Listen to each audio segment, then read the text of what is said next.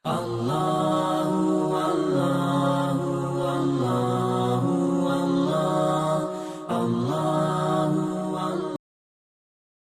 maghrib yang dimuliakan oleh Allah Subhanahu wa taala, baiklah kita melanjutkan kembali tafsir dan tadabbur kita pada surah yang mulia, surah Yusuf alaihi salatu wassalam. Pada pertemuan yang lalu kita telah menjelaskan sebab turunnya atau keadaan yang terjadi di saat turunnya surah ini, keadaan Nabi sallallahu alaihi wasallam ketika surah ini diturunkan oleh Allah Subhanahu wa taala. Selain meninggalnya dua orang yang dicintai dari beliau ini, bertambahnya gangguan dan celaan dari orang-orang Quraisy kepada beliau, karena meninggalnya Abu Thalib menunjukkan bahwasanya mereka sudah berani mendekati dan melakukan rencana-rencana yang buruk kepada Nabi kita Muhammad sallallahu alaihi wasallam. Kemudian ini yang paling penting juga, maksud dan tujuan diturunkannya surah ini. Ini kita sudah sebutkan bahwasanya sebelum kita memasuki tafsir, hendaknya kita memahami dulu maksud dan tujuan diturunkannya surah tersebut. Maksud dari surah tersebut. Surah ini menjadi tathbit, penguatan. Karena seakan-akan Allah Subhanahu wa taala mengatakan kepada Nabi kita Muhammad sallallahu alaihi wasallam, inilah surah yang aku turunkan kepadamu. Ketahuilah bahwasanya apa yang engkau alami berupa gangguan dan tekanan-tekanan, ujian-ujian dari orang-orang Quraisy, begitu juga yang dialami oleh saudaramu itu Nabi Yusuf alaihissalam dalam menghadapi makar dan tipu daya dari siapa? Saudara-saudaranya. Saudara-saudaranya. Jadi maksud dan tujuan diturunkannya surah ini sebagaimana kita sebutkan kemarin bahwasanya tathbitun Nabi sallallahu alaihi wasallam bitamkin ba'dal ibtila'il mubin. Penguatan bagi Nabi sallallahu alaihi wasallam agar beliau teguh setelah mendapatkan ujian-ujian yang jelas ya di dalam kehidupannya. Min khilali bayani lutfillahi wa tadbirihi li Yusuf wa Yaqub alaihi wassalatu wassalam. Ya, dari perjalanan hidup dari Nabi Yusuf dan Nabi Yaqub alaihi salam, dan bagaimana pengaturan dan kelembutan Allah Subhanahu wa taala memberikan ujian-ujian itu kepada beliau. Surah ini merupakan penguatan bagi Nabi kita Muhammad sallallahu alaihi wasallam. Dan sudah kita sebutkan kemarin, jika Allah Subhanahu wa taala ingin memuliakan seseorang, dia pasti akan mengujinya. Dia pasti akan mengujinya. Sebagaimana kita sebutkan salah seorang perkataan dari seorang Syekh Abdul Aziz At-Tarifi, hafizahullah taala, beliau mengatakan, saya tidak mengetahui seseorang dalam sejarah ini dari zaman Nabi sampai zaman sekarang yang Allah Subhanahu wa taala menjadikannya bermanfaat di tengah-tengah umat dan Allah muliakan ia di tengah-tengah umat, kecuali mereka pasti mendapatkan ujian dan cobaan dalam hidupnya, sedikit atau banyaknya. Maka beliau mengatakan, ujian, cobaan adalah pintu yang mesti dan pasti dimasuki oleh orang-orang yang jujur dengan keimanannya. Ya, subhanallah. Ya, maka jamaah ini dimuliakan oleh Allah Subhanahu wa taala, makanya di akhir surah ini kita sudah sebutkan bahwasanya wa fi khitamiha qala Yusuf, Nabi Yusuf alaihissalam berkata kepada ayahnya setelah beliau menjelaskan, hadza ta'wilu ru'yaya min qabl, ya wahai bapakku, sesungguhnya inilah tafsir mimpiku yang dulu aku ceritakan kepadamu. Nanti akan sebutkan, qad ja'alaha rabbi haqqan, Allah Subhanahu wa taala telah menjadikannya terwujud. Lalu di akhir ayat itu apa yang Allah katakan? Inna rabbi latiful lima yasha. Latif, ya, Allah Subhanahu wa taala maha lembut kepada siapa yang dikehendakinya. Ya, makanya kalau ada kesusahan menimpa kita, sebut nama Allah ini, ya Latif, wahai yang maha mengasihi dan melembuti. Kita akan mendapati Allah akan memberikan jalan keluar dari masalah kita, dari jalan yang atau cara yang tidak pernah kita pikirkan. Inna rabbi latiful lima yasha, itulah perkataan Nabi Yusuf, sesungguhnya Tuhanku maha lembut, maha mengasihi kepada siapa yang dikehendakinya. Subhanallah. Maka ini jamaah sekalian yang dimuliakan oleh Allah Subhanahu wa taala, pengantar dan maksud serta tujuan diturunkannya surah yang mulia ini.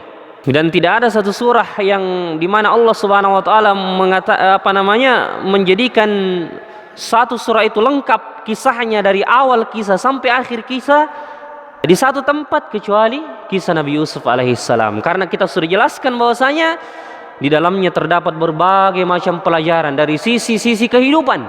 Kita sudah sebutkan bahwasanya dari segi keimanan, dari segi syariat, ya, dari segi bahkan dalam sisi politik, dalam sisi kemasyarakatan, bahkan dalam urusan dakwah, semua ada dalam kisah yang mulia ini dirangkum, ya.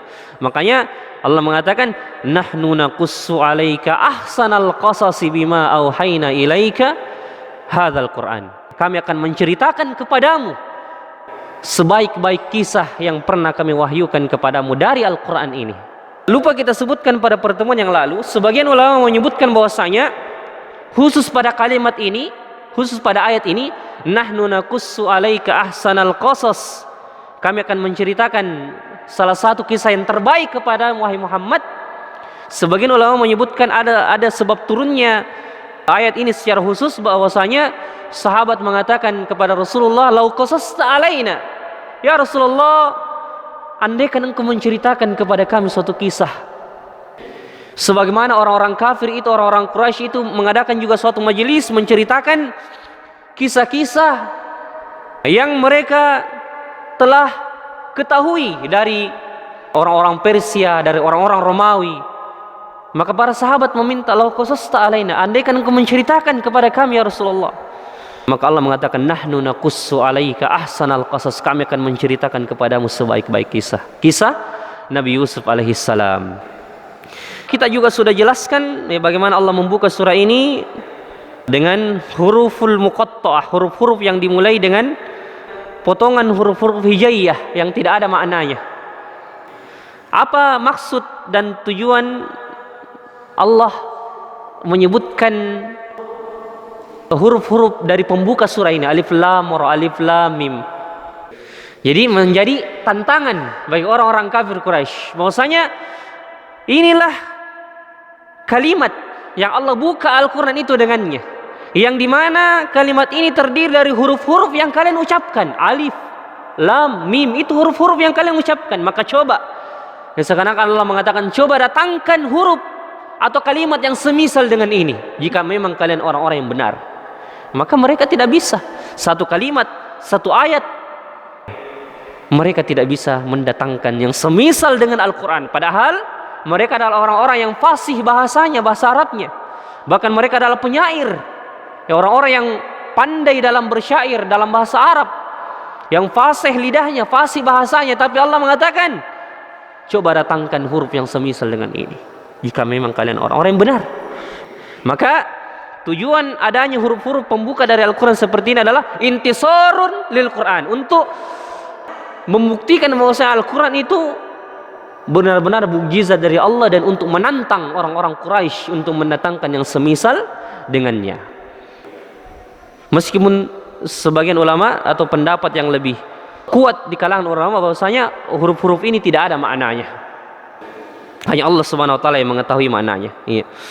Ya, kita sudah jelaskan bahwasanya ya, Allah Subhanahu wa taala menurunkan Al-Quran ini dalam bahasa Arab, karena bahasa Arab adalah bahasa yang paling luas maknanya, yang paling jelas cara pengucapan, lafaz dan kata-katanya, dan yang paling mudah dimengerti, karena Allah Subhanahu wa taala mengatakan, inna anzalnahu Qur'anan Arabiyyan la'allakum ta'qilun, agar kalian mengerti, memahami. Berarti bahasa Arab adalah bahasa yang paling mudah dipahami, karena Allah mengatakan, kami telah menurunkan Al-Quran dalam bahasa Arab agar kalian memahaminya, agar kalian mengerti. Barulah setelah itu, setelah Allah mengatakan, nahnu naqussu 'alaika ahsanal qasas bima auhayna ilaika hadzal Qur'an wa in kunta min qablihi laminal ghafilin, kami akan menceritakan kepadamu, bersiap-siaplah mendengarkan kisah yang mulia ini, yang akan kami ceritakan kepadamu, yang akan kami teguhkan hatimu karenanya.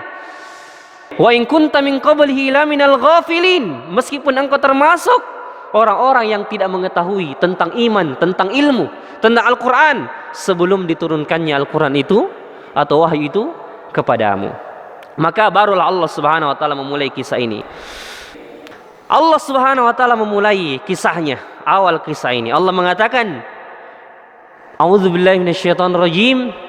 Idz qala Yusufu li abih, ya abati, inni ra'aitu ahada asyara kawkaban wasyamsa wal qamar ra'aituhum li sajidin.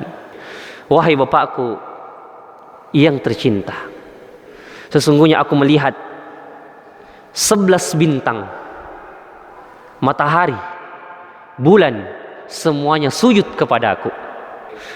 Di antara tafsirannya, tafsir secara ijmali, Allah Subhanahu wa taala mengatakan, "Udhkur ya Muhammad liqaumika qaula Yusuf li abihi Yaqub alaihi salam, inni ra'aitu fil manami ahada asyara kawkaban wasyamsa wal qamara ra'aituhum li sajidin." Ya, di dalam mimpinya Nabi Yusuf alaihissalam, Nabi Yusuf dibuat bermimpi oleh Allah Subhanahu wa taala melihat 11 bintang, matahari, bulan, semua sujud kepadanya. Nabi Yusuf ketika melihat mimpi tersebut di masa kecilnya, disebutkan bahwasanya beliau masih berumur sekitar 7 tahun pada saat itu. Sebelum balik, dia menceritakan hal itu kepada bapaknya, siapa? Nabi Yaqub alaihissalam. Jadi Nabi Yusuf ini adalah anak dari Nabi yang mulia. Siapa? Nabi Yaqub alaihissalam. Nabi Yaqub ini anak juga dari Nabi yang mulia. Siapa? Nabi Ishak alaihissalam. Nabi Ishak ini anak dari Nabi yang mulia, kekasih Allah. Siapa? Nabi Ibrahim alaihissalam. Jadi Nabi yang mulia, anak dari Nabi yang mulia, anak dari Nabi yang mulia, dan anak dari kekasih Allah Subhanahu wa taala Ibrahim alaihissalam. Jadi silsilah keturunannya Yusuf bin Yaqub bin Ishak bin Ibrahim alaihi wassalatu wassalam. Ya subhanallah. Ya, silsilah keturunan Nabi yang mulia. Maka Nabi Yusuf yang merupakan anak daripada Nabi Yaqub ini melihat mimpi yang aneh. Lalu kemudian dia mendatangi bapaknya Nabi Yaqub alaihissalam. Dia menceritakan hal tersebut. Wahai bapakku yang tercinta, dipanggillah bapaknya yang tercinta. Dan di sini ulama kita mengatakan kata-kata ya abati itu merupakan panggilan yang menunjukkan kasih sayang. Yang kata ulama kita, Yusuf alaihissalam yara ru'ya fayubadir bi qissaha ala abihi wa la yataraddad. Nabi Yusuf alaihissalam melihat mimpi, kemudian dia segera menceritakan mimpi itu kepada bapaknya, dan dia tidak ragu mengatakan kepada bapaknya, wahai bapakku, saya melihat 11 bintang, bulan, matahari sujud kepadaku. Dan ulama kita mengatakan wa hadza yushiru ila tabiatil alaqatil hamimah bainahuma, dan ini menunjukkan kedekatan sang anak yang sangat penuh kasih sayang dengan bapaknya. Jadi kalau ada anak, dia sering-sering menceritakan hal-hal yang aneh yang dia lihat kepada orang tuanya, itu menunjukkan kedekatan dan kasih sayang yang antara keduanya. Ya subhanallah.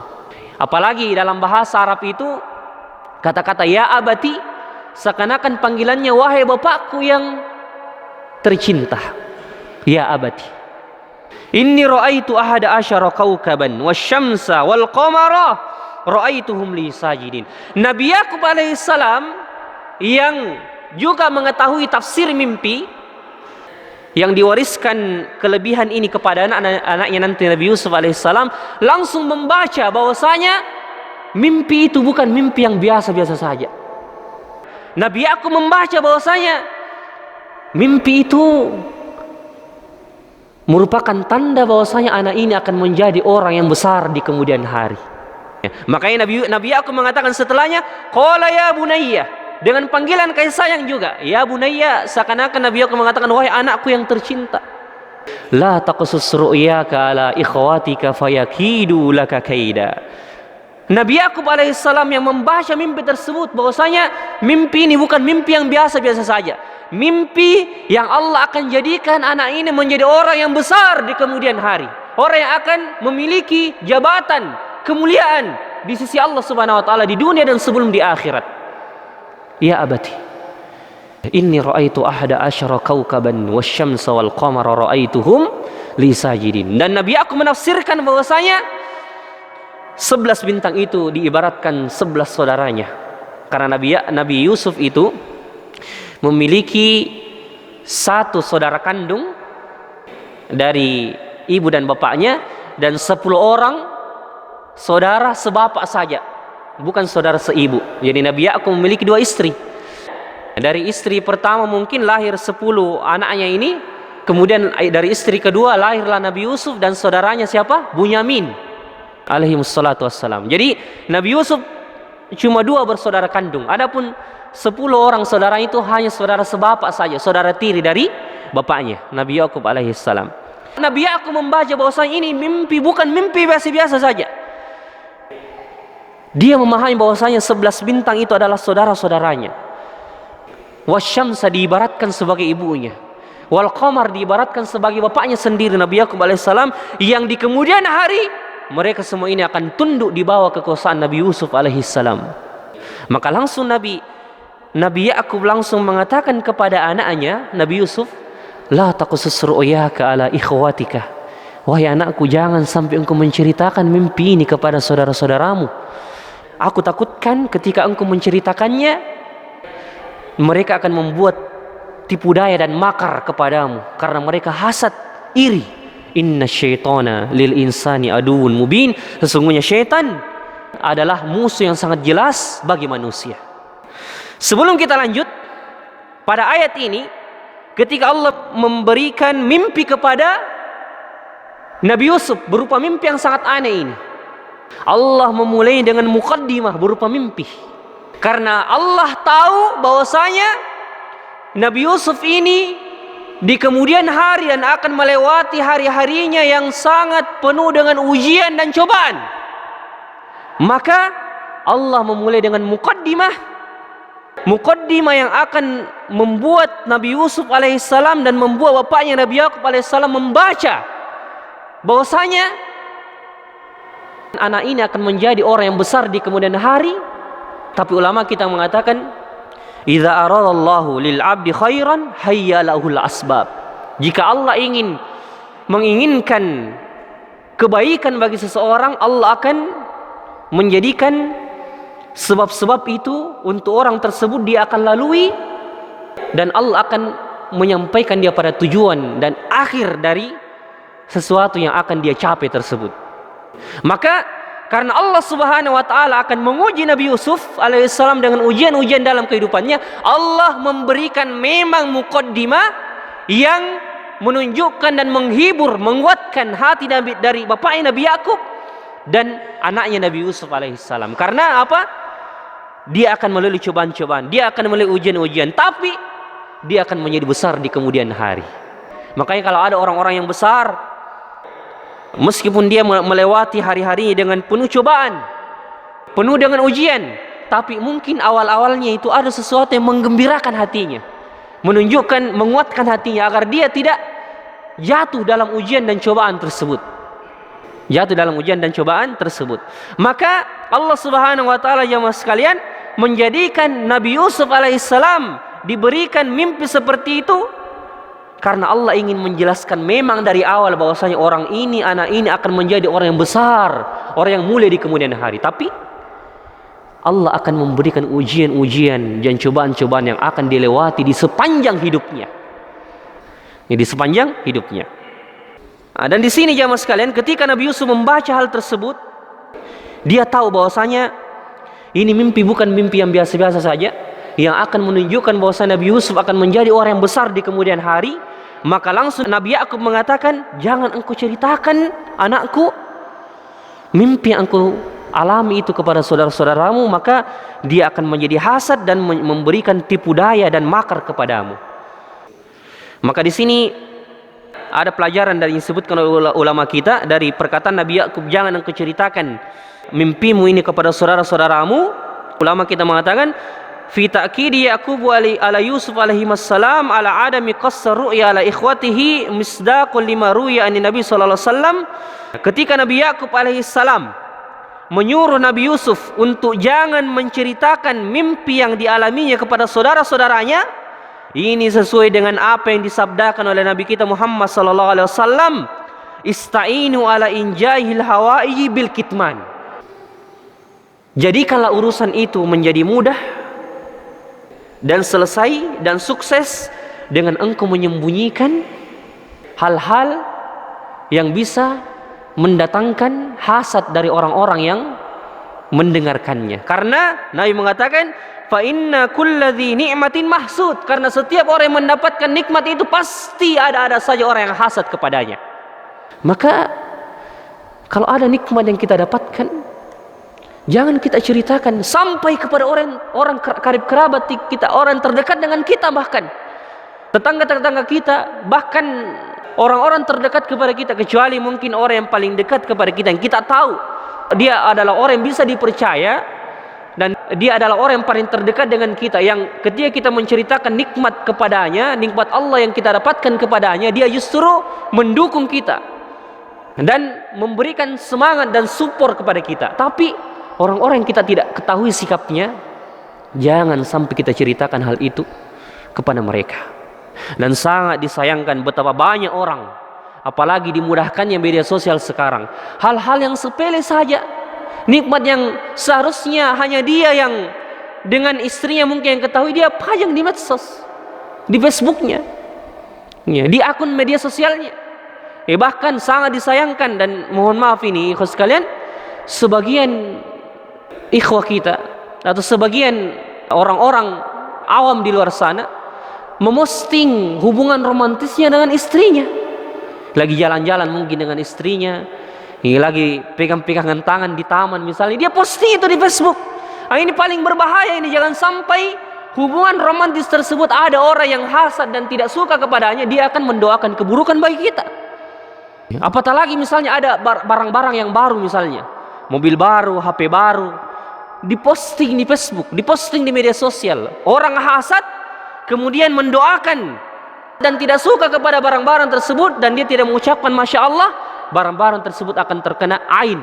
Maksudnya penyakit ain, dia melihat dengan pandangan hasad, kemudian dia tidak mengucapkan Masya Allah, barang tersebut yang dia lihat akan rusak, akan celaka, akan mendapatkan hal yang tidak diinginkan.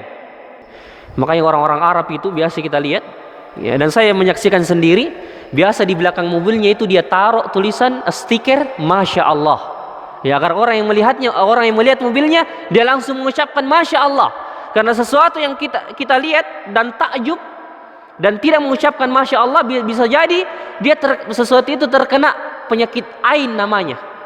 Bukan hanya manusia terkena penyakit ain, tapi benda juga. Kalau kita heran, takjub kepada barang berharganya orang, dan kita tidak ucapkan Masya Allah, bisa jadi kalau kita terlalu takjub, terlalu heran melihat benda yang bagus itu, lalu kita tidak memuji Allah, bisa jadi gara-gara kita benda itu rusak, benda itu ada saja yang sesuatu yang menimpanya sehingga dia menjadi rusak. Maka ini adalah sesuatu hal yang perlu diperhatikan. Maka apa sayang nikmat yang kita dapatkan ikhwas sekalian, jangan kita, tidak usah kita ceritakan, cukuplah diri kita saja. Kalau perlu cukup diri kita saja yang tahu, cukup diri kita saja yang tahu. Karena semua nikmat yang kita dapatkan dari Allah Subhanahu wa taala itu ada peluang bagi orang untuk hasad dan dengki, iri kepada nikmat yang kita dapatkan, meskipun itu saudara-saudara kita, ikhwah-ikhwah kita.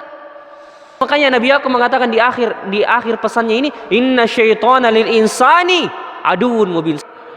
Sesungguhnya syaitan itu menjadi musuh yang sangat jelas bagi manusia. Ya, jadi syaitan akan memasukkan perasaan hasad kepada diri saudaramu.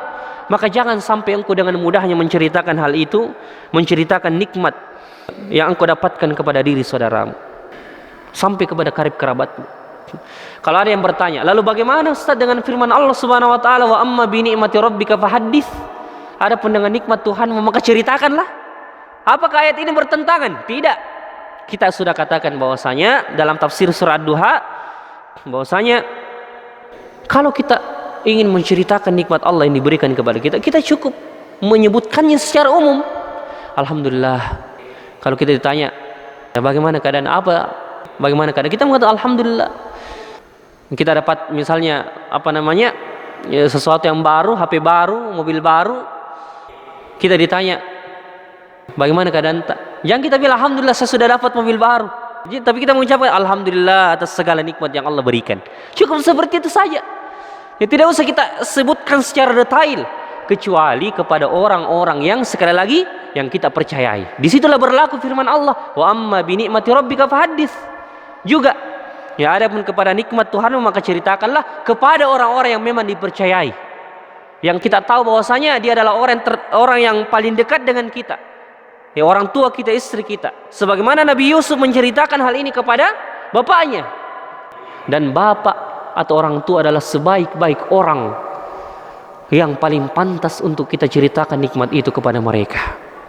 Masukkan rasa bahagia di dalam hati orang tua kita dengan kita menyebutkan nikmat Allah yang diberikan kepada kita untuk mereka. Karena saya yakin tidak ada orang tua yang hasad kepada anaknya.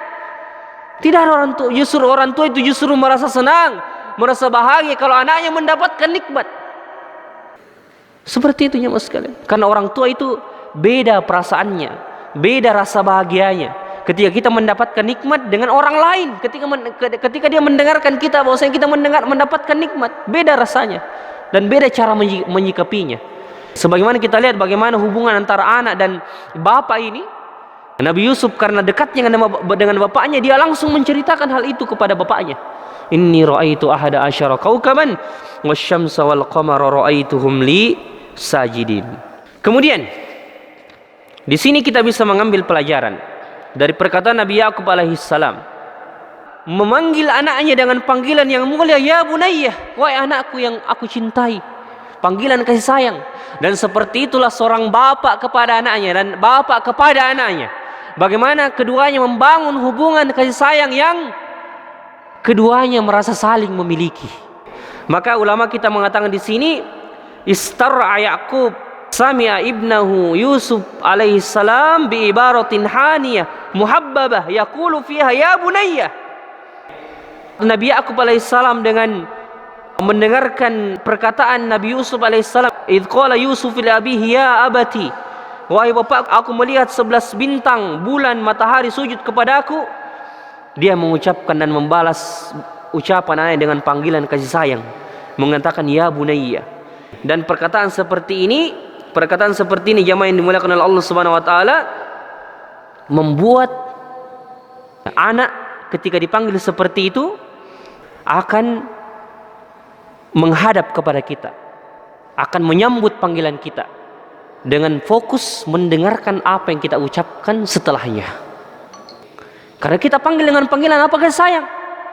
Kalau kita panggil saja namanya, kemudian kita panggil begitu saja, tidak ada panggilan-panggilan yang memancing perhatiannya, maka anak itu akan menjadi asyuh tak asyuh. Ya, tapi ketika kita panggil, wahai anakku yang aku sayangi, yang aku cintai, ya sini kina. Meskipun mungkin kita mengatakan wahai anakku, tapi dengan nada yang lembut, itu juga bisa memancing perhatiannya untuk dia mendengarkan apa yang akan kita ucapkan setelahnya. Maka talhadzu fi hadzal uslub, engkau akan melihat, kata Syekh, bagaimana metode pengucapan ini, panggilan ini kepada anak paling tidak akan memberikan dua manfaat.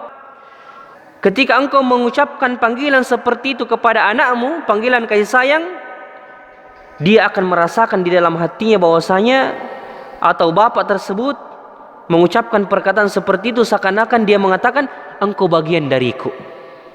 Jadi kita memanggil anak kita dengan penuh perasaan bahwasanya dia bagian dari kita. Dan setelah itu kalau kita ingin misalnya melarang anak kita kepada sesuatu, jangan sekedar dilarang saja.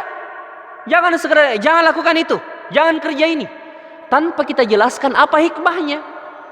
Anak kita akan bingung, apa yang larang-larang ini, sedikit-sedikit nanti dilarang, sedikit-sedikit dilarang. Akhirnya ketika anak itu menjadi dewasa, dia akan ingin mengerjakan sesuatu padahal hal itu baik, tapi karena sering-sering dilarang oleh ayahnya dan tanpa dijelaskan apa alasan dilarangnya dari perbuatan tersebut, pada masa dewasanya atau baliknya, ketika dia akan melakukan sesuatu, dia akan takut melakukan sesuatu yang akan dia kerjakan. Nah, maka jelaskan Kalau kita memerintahkan, jelaskan apa hikmahnya. Kalau kita melarang, jelaskan apa alasannya. Maka itu akan membangun kepribadian dari seorang anak. Sebagaimana Nabi Yakub. Nabi Yakub mengatakan, la taqsus ru'yaka, wahai anakku, jangan engkau ceritakan mimpi itu kepada saudara-saudaramu. Sampai di situ tidak. Nabi Yakub menjelaskan alasannya. La taqsus ru'yaka la ikhwatika. Apa alasannya? Fayakidu laka kaida.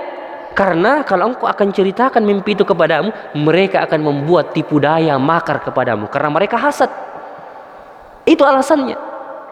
Dan sebagaimana ini yang diajarkan kepada Rasulullah SAW kepada seorang anak kecil. Ketika ada seorang anak kecil yang dia mengambil makanan sana sini. Dan dia mengambil makanan, dia ingin mengambil makan yang paling jauh dari tempatnya, padahal ada makan yang lebih dekat. Maka Rasulullah tidak melarang begitu saja.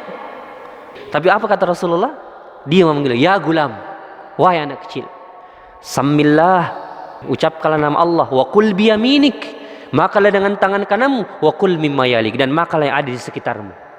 Ya, Rasulullah tidak melarang saja, tapi Rasulullah menjelaskan adab-adab makan kepada anak tersebut yang dia akan ingat sampai dia tua. Maka sahabat ini yang masih kecil diberikan arahan dari Nabi SAW seperti itu. Ya gulam, wahai anak kecil, kalau engkau makan, ucapkanlah nama Allah, makanlah dengan tangan kananmu, dan makanlah yang ada di sekitarmu. Itu dia ingat sampai masa tuanya. Subhanallah. Kemudian ini juga sama dilakukan oleh Rasulullah kepada siapa? Abdullah bin Abbas. Sebelum Nabi SAW memberikan nasihat kepada Abdullah bin Abbas, Nabi memulai dengan perkataan yang memancing perhatiannya dan membuat Ibnu Abbas merasakan bahwasanya apa yang akan disampaikan oleh Nabi betul-betul kebaikan atau betul-betul nasihat yang sangat penting untuk saya amalkan. Apa kata-kata awalnya Nabi? Nabi mengatakan, ya gulam, inni uallimuka kalimat. Wahai anak muda, saya akan mengajarkanmu beberapa kalimat. Ya, jadi tidak langsung disampaikan bahwasanya lakukan ini, kerjakan ini. Tapi Nabi memulai dengan perkataan atau muqaddimah yang memancing perhatian anak tersebut dan menjelaskan alasan ketika larangan itu disebutkan oleh Nabi. Nabi menjelaskan larangan jika memang ada larangan yang disebutkan oleh Nabi kepada seseorang. Jadi yang kita mengatakan jangan kerjakan ini, jangan lakukan itu, jangan bikin ini. Lalu kita tidak jelaskan alasannya. Kita jelaskan, nak, jangan pegang ini, nanti pecah, tidak ada lagi punyanya Abi. Yang tidak ada lagi, susah nanti Abi beli karena jauh tempatnya. Begitu kita jelaskan agar orang, oh ini susah, barang ini susah didapat. Kalau saya pecahkan ini barang susah nanti dia dapat Abiku, keluar lagi jauh-jauh. Orang sekarang jangan pegang itu, pecah nanti. Jangan. Ya, tapi jelaskan alasannya. Seperti itu. Nah, jangan sering main HP. Nah, karena kalau kita main HP, rusak itu nanti mata tak. Ini mata tak mau digunakan untuk mengaji misalnya.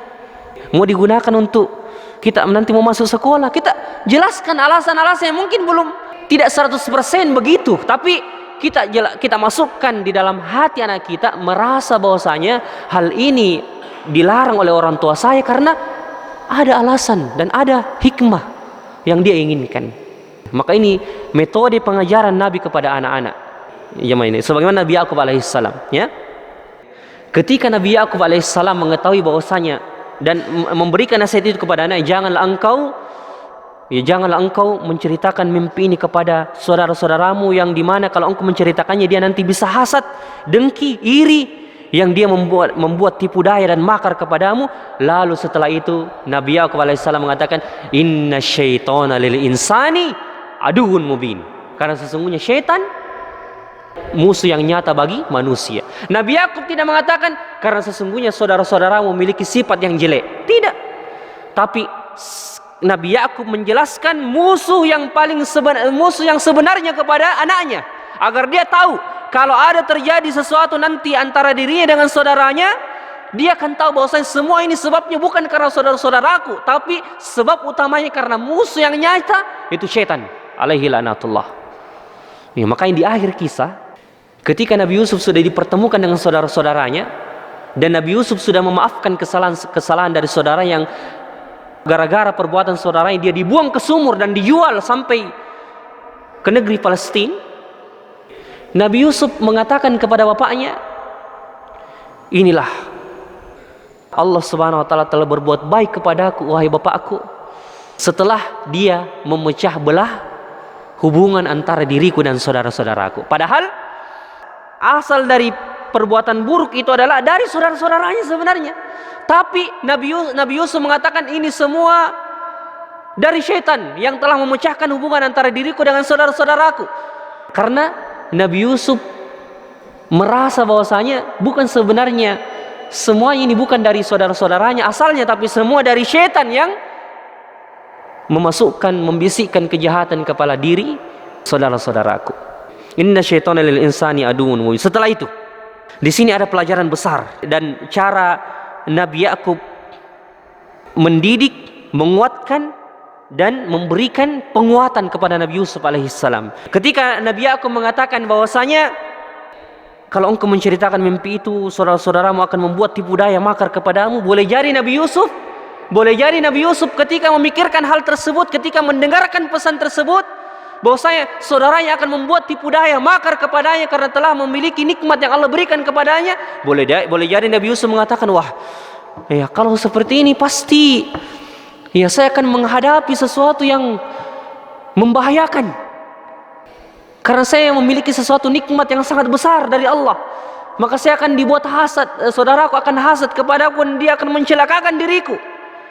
Tapi Nabi Yakub mengambil kesempatan tersebut untuk mengalihkan perhatian Nabi Yusuf dan menyebutkan penguatan, hiburan dan kata-kata yang membuat Nabi Yusuf tegar di masa depan. Apa itu? Allah mengatakan, wa kadzalika yajtabika rabbuka. Demikianlah Allah Tuhanmu memilih dan menjadikanmu hamba-hambanya yang terpilih. Subhanallah. Dia tidak, Nabi Yakub tidak membiarkan anaknya larut dalam perasaannya, larut dalam pemikirannya bahwasanya apa yang dikatakan ini bapakku nanti kalau begitu boleh jadi aku akan menghadapi hal-hal yang tidak aku inginkan. Karena dia mengatakan tadi saudara-saudaramu akan membuat tipu daya dan makar kepadamu. Langsung Nabi Yakub mengalihkan ya arah pembicaraan menuju hal-hal yang menguatkan dan menghibur hati anaknya. Wa kadzalika yajtabika rabbuka. Demikianlah karena mimpi itu telah diberikan Tuhanmu kepadamu, telah diperlihatkan mimpi itu kepadamu, demikianlah Tuhanmu telah memilihmu, menjadikanmu di antara hamba-hamba yang terpilih. Wa yu'allimuka min ta'wilil ahadits. Dan Allah akan mengajarkan tafsir mimpi itu kepadamu. Wa yutimmu ni'matahu 'alaika. Dan Allah akan menyempurnakan nikmatnya kepadamu. Dan tidak hanya itu, Nabi Yakub memasukkan rasa optimis dan penguatan di dalam hati anaknya bahwasanya engkau akan mendapatkan nikmat ini dan engkau akan menyempurnakan nikmat Allah yang telah diberikan kepada keluarga Nabi Yakub dan bapak-bapakmu Nabi Ishak dan Nabi Ibrahim alaihissalam. Mimpi yang engkau alami wahai anakku itu menjadi penyempurna nikmat yang Allah berikan kepada bapak-bapakmu terdahulu, Nabi Ishak, Nabi Ibrahim, dan aku sendiri Nabi Yakub alaihissalam. Coba kita renungkan kata-kata ini. Demikianlah Tuhanmu memilihmu dan mengajarkanmu tafsir mimpi dan menyempurnakan nikmat itu kepadamu wahai anakku. Ya, dan menyempurnakan nikmat itu kepada keluarga-keluarga Nabi Yakub, dan sebagaimana Allah telah menyempurnakan nikmat itu kepada keluarga bapak-bapakmu terdahulu sampai kepada Nabi Ibrahim alaihissalam. Sehingga Nabi Yusuf alaihissalam tidak pada saat itu sejenak lupa pesan bapaknya tadi yang mengatakan saudara-saudaramu akan membuat tipu daya dan makar kepadamu jika engkau menceritakan mimpi itu kepadanya. Ya, mimpi itu kepadanya. Jadi kalau kita misalnya ada sesuatu yang kita larangkan anak kita, misalnya ada sesuatu yang kita larang kepadanya, usahakan kalau kita sudah melarang kepadanya sesuatu, usahakan alihkan perhatiannya menuju sesuatu yang bisa menghibur hatinya dan bisa menjadikan dia betul-betul anak yang berkepribadian yang penuh dengan tawakal dan rasa percaya diri kepada Allah Subhanahu wa ta'ala. Di sini Allah Subhanahu wa ta'ala menyebutkan, ulama kita menyebutkan, hal yutasawwar ba'da dzalika an yajlisa Yusuf yufakkir fi makidati ikhwatihi. Apakah digambarkan bahwasanya saudara-saudaramu akan membuat tipu daya dan makar kepadamu. Nabi Yusuf pun duduk memikirkan bahwasanya saudara-saudaranya akan membuat tipu daya dan makar kepadanya. Lalu Nabi Yakub alaihissalam memindahkan pembicaraan itu kepada kebaikan yang akan Nabi Yusuf alami di masa yang akan datang berupa pemilihan Allah kepadanya, dan dia akan diangkat oleh Allah Subhanahu wa taala di kemudian hari menjadi orang-orang yang memiliki kedudukan dan kemuliaan yang dimuliakan oleh Allah Subhanahu wa taala. Sampai di sini saja ayat yang kita akan bahas. Kita akan lanjutkan pada pertemuan yang akan datang. Intinya pelajaran pada majelis ini bahwasanya dimulai dari bagaimana tarbiyah pendidikan kita kepada anak kita. Dimulai dari anak. Yang anak itu akan tumbuh menjadi dewasa, akan melalui ujian-ujian di dalam kehidupannya, akan menjalani cobaan-cobaan, menjalani hal-hal yang akan dia hadapi di masa yang akan datang. Maka dimulai dari bagaimana kita sebagai seorang bapak mendidik anak-anak kita agar dia menjadi hamba-hamba Allah, manusia-manusia yang penuh dengan kepercayaan di dalam kehidupannya.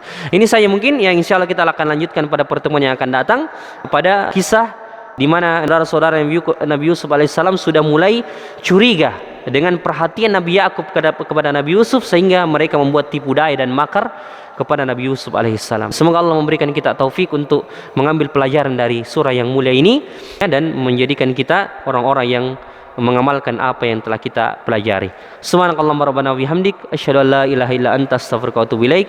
Akhiru da'wana alhamdulillahirabbil alamin. Assalamualaikum warahmatullahi wabarakatuh.